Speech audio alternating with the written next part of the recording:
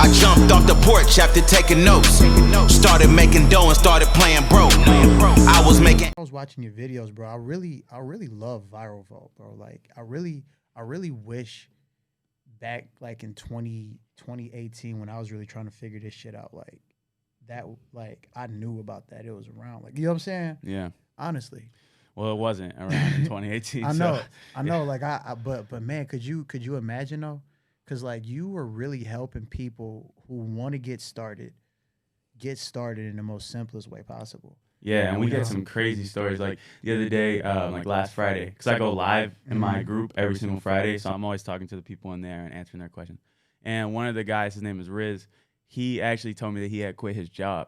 Like he started working with Viral Vault, not working with, but he joined Viral Vault, started testing our products, following the training, and after about like 2 months, he found his first winning product. And now he scaled up past 100K a month. Damn. And he quit his job in under a year. So, you know, not everybody does that.